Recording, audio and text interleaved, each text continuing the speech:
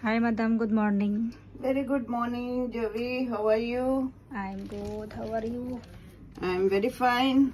Today I'm preparing potato with ingredients, and that is very delicious. I make paratha. Wow. And, Perfect. Hi! Sa mga gustong matuto kung paano gagawin itong aloo paratha or paratha, samahan niyo ako ngayon guys. Tingnan natin si Madam kung paano niya gagawin. Pero hindi talaga lahat ang maipakita ko sa inyo kasi marami akong ginawa kanina at hindi ko masyadong na-videohan ng amo kong babae. Gaya na lang sa paglaga ko ng patatas, wala akong video kasi habang naglilinis ako ay naisipan ko na din na maglaga ng patatas at hindi ko na yun na-videohan. Habang tulog pa ang amo kong babae ay naglinis na ako dito sa bahay at saka nanglaga ng patatas para pagising niya ay ready na itong patatas na gagamitin niya. At ito na nga, sisimulan na natin. 3 regular size na patatas ang nilaga ko, tapos pagkaluto niya hanggang sa malambot na siya, yung pagtusok mo ng tinidor, matusok na talaga siya, kaunin mo na. Charot. Tapos palamigin mo, saka mo balatan para hindi ka mapasok. Tapos i-mash or kumot-kumuton kung pwede. Kumot-kumutan na lang para mas dali. Pagkatapos madugmok ay lagyan muna ng mga spices. Salt, red chili, turmeric, ginger, cinnamon, cumin, lahat powder. Tapos lagyan ng coriander pero hindi powder, yung liso lang. Pagkatapos paghalo-haloin mo talaga ganito ba yung ginawa ng amo kong babae. Kailangan talaga i-mix kasi para ma-mix lahat ng mga spices para pantay yung lasa. Pag ma-mix na lahat ay itabi mo lang tapos magmasa ka ng harina. Hindi ko na din maipakita sa inyo kasi naglinis ako sa kwarto niya habang nagmasa siya ng harina. Pagkatapos siya nagmasa ng harina ay tinabi lang muna niya ng mga 20 minutes. Tapos ito na, gumawa na siya ng ganito. Ito na yung simple na paratha para sa akin. At yung dilaw na nakita niyo, pure butter yan, nilagay ni Madam sa loob tapos minamassage niya para mas malambot yung paratha. Kaya masarap kapag ang amo kong babae ang magluto ng paratha kasi bigyan talaga niya ng oras pag massage.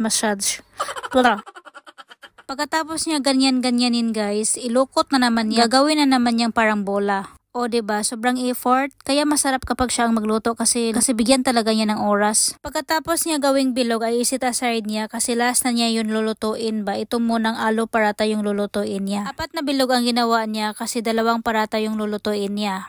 Yung isang bilog ay nilagyanan niya ng hinalo kanina na patatas. So, kailangan mo talaga yan guys i-flat para talaga maluto ba. Kasi kapag sobrang kapal naman ang ilagay mo dyan, hindi maluluto yan. At pagkatapos ma-mix ay takpan ng isang bilog. O diba? Kailangan careful din kayo dyan guys. Kailangan walang lalabas na patatas yung nasa loob. Careful kasi kapag lalabas yun ay hindi maganda yung shape at saka basta hindi maganda yun. Kailangan takpan talaga, nakabalo talaga yan. Nasa loob lang talaga yung patatas. Pagkatapos niya minasage ay tinabi muna niya at ito namang isa yung piniprepare niya. Para mamaya kapag mag-umpisa na siya magluto ay tuloy-tuloy yung pagluto. Hindi na yung mag-prepare pa ng ganito. Ito na namang isang bilog, lagyan niya ng patatas, tapos takpan, tapos massage.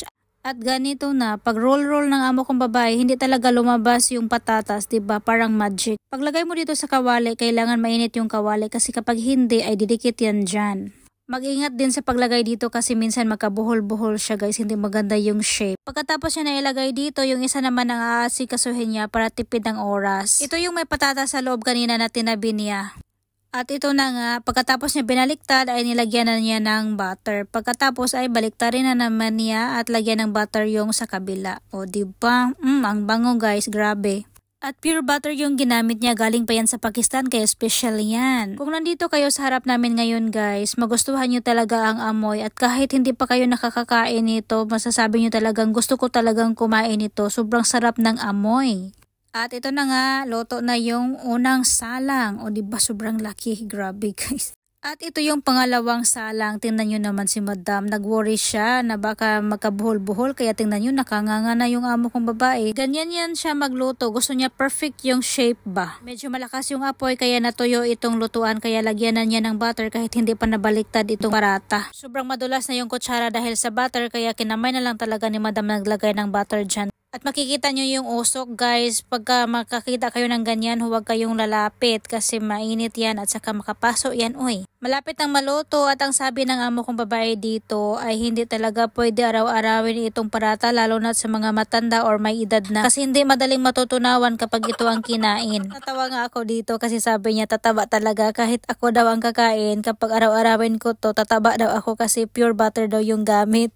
At luto na ang pangalawang alo parata. Ngayon ang lulutuin naman ni Madam ay yung simple parata, yung para sa akin. Itong simple parata, yung para sa akin, madali lang siyang lutuin kasi hindi siya makapal, sobrang nipis lang at walang patata sa loob kaya mabilis lang talaga siyang maluto. Kunti lang ang butter nilagay kasi kanina nilagyan niya ng butter yung minasage niya ba. At ito na nga guys, tapos na magluto ang amo kong babae, 2 alo parata at isang simple na parata para sa akin. Nag-request talaga ako sa amo kong babae na maliit yung sa akin kasi hindi ko maubos kapag malaki. Pero itong parata guys, naubos ko talaga kasi tingnan nyo naman yung oras, mag 10:00 na at gutom na kami. Parata, pickle plus chai at magdasal na kami at kakain na. Thank you for watching. Bye bye. God bless everyone.